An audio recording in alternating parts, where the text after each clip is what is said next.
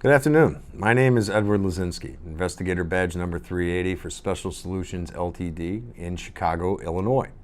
Some of you out there may know me already, but for those of you who don't, I wanted to take a minute to speak to you about a subject about which I get quite a few calls, literally every day.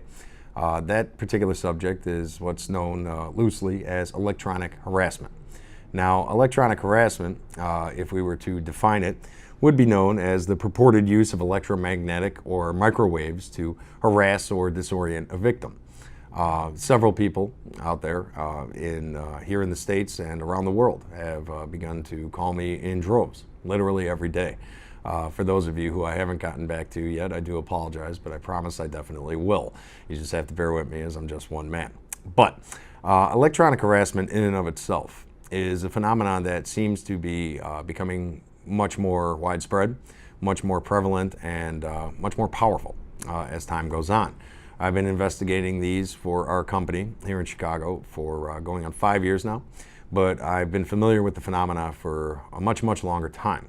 The first time I came across it, I was 19 years old and working in a very different capacity, but it was in the South, and it was a town that was beset by a cancer rate that would make most people cringe. It was something like 3,000 times the national average. We were sent down with a couple of physicists and scientists to investigate the cause of this. And as it turned out, these physicists were able to scientifically prove that the high-tension power lines that were running through the neighborhood were actually giving people cancer. The reason for that, as I came soon to find out, was that because the high-tension power lines were giving off their own electromagnetic field. Now, this does require a little explanation, which we will get to shortly. But suffice it to say that the phenomenon itself is most definitely real. Sometimes it can be caused by one of three factors that I've come to categorize. Firstly, as environmental. That is something that occurs in nature, or may be natural and affecting somebody who has a hypersensitivity to it. Geomagnetic anomalies tend to come to mind when I speak about this because they do occur in nature. There's hundreds of thousands of them right here in the continental U.S. that we've mapped, and we do not know what causes them. Anyone who does, I guarantee you they should write the book because they'll be a billionaire, because none of us understand what causes this. The second cause, and by far the most common, is industrial. These particular causes can range from everything from radio towers and Wi-Fi towers to clusters of smart meters or clusters of satellite dishes for satellite television.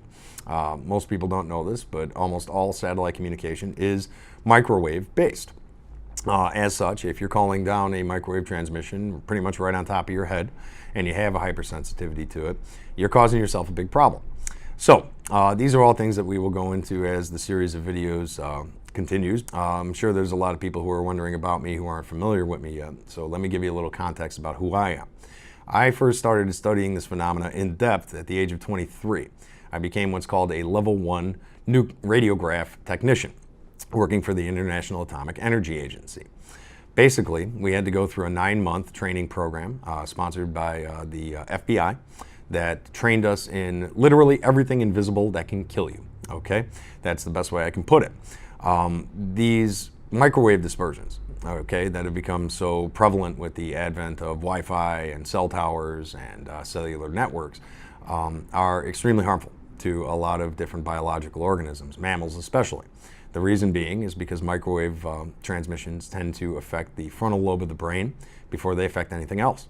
Given enough time and exposure, and if the frequency is high enough, it can actually interfere with cell division in organisms, plants, animals, you and me.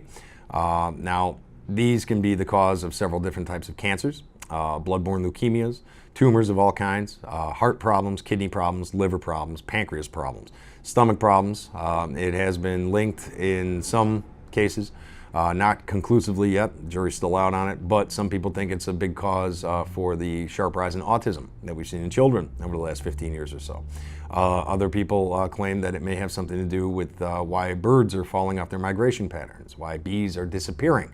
There's a lot of conjecture as to what the varying causes of these phenomena may be, but suffice it to say that we have conclusively found that microwave patterns and microwave dispersions, transmissions of all kinds, especially when it comes to carrier waves, which power our cell phone networks, are extremely harmful, and the longer the exposure to them, the more likely you are to develop some sort of physical malady.